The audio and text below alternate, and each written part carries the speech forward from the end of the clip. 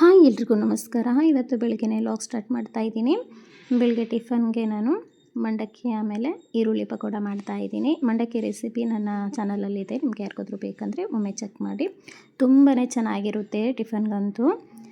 ಇವಾಗ ಈರುಳ್ಳಿ ಪಕೋಡ ಮಾಡ್ಕೊಳ್ಳೋದಕ್ಕೆ ಈರುಳ್ಳಿನ ಕಟ್ ಮಾಡ್ಕೊತಾ ಇದ್ದೀನಿ.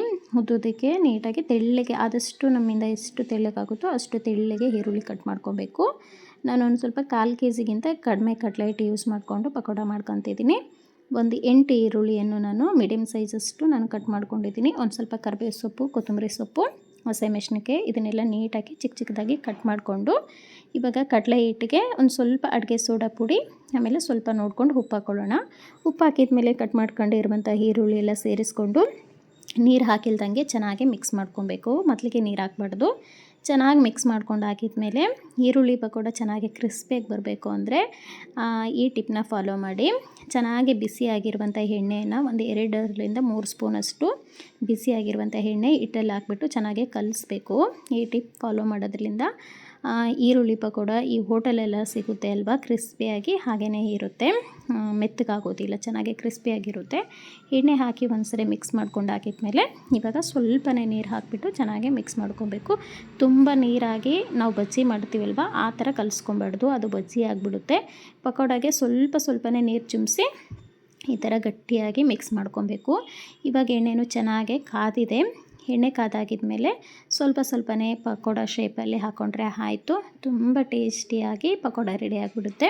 ಇದು ಸಂಜೆ ಸ್ನ್ಯಾಕ್ಸಿಗೂ ತುಂಬಾ ಚೆನ್ನಾಗಿರುತ್ತೆ. ಟೀ ಟೈಮಲ್ಲಿ ನಮ್ಮ ಹೊಸಪೇಟೆ ಕಡೆ ಅಂತೂ ಇದು ತುಂಬಾ ಫೇಮಸ್ಸು, ಒಗ್ಗರಣೆ ಆಮೇಲೆ ಪಕೋಡ. ಇವಾಗ ನೋಡಿ 2 ಕಡೆ ನೀಟಾಗಿ ಬೇಯಿಸ್ಕೊಂಡ್ರೆ ಆಯಿತು. ತುಂಬ ಚೆನ್ನಾಗಿ ಪಕೋಡ ರೆಡಿ ಆಗಿಬಿಡುತ್ತೆ. ಇಷ್ಟೇ ಟಿಫನ್ಗೆ ಒಗ್ಗರಣೆ ಆಮೇಲೆ ಪಕೋಡ ಮಾಡ್ಕೊಂಡಿದ್ದೆ. ಇವಾಗ ಒಂದು ಸ್ವಲ್ಪ ಸಂಜೆ ಬೀರೋ ಎಲ್ಲ ಕ್ಲೀನ್ ಮಾಡೋಣ ಅಂತೇಳ್ಬಿಟ್ಟು ಸ್ಯಾರಿ ಎಲ್ಲ ಒಂದು ಸ್ವಲ್ಪ ಕ್ಲೀನ್ ಮಾಡ್ತಾಯಿದ್ದೀನಿ. ನೋಡಿ ಯಾವ ಥರ ನಾನು ಎಲ್ಲ ಫೋಲ್ಡಿಂಗ್ ಮಾಡಿ ಇಡ್ತೀನಿ ಅಂತೇಳ್ಬಿಟ್ಟು.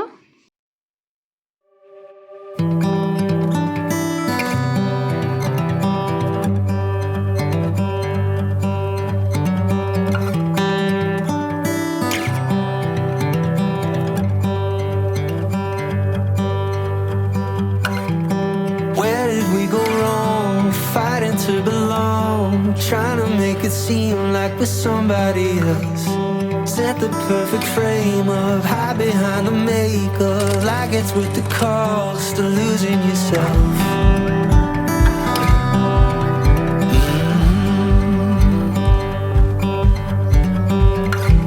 You sit there all alone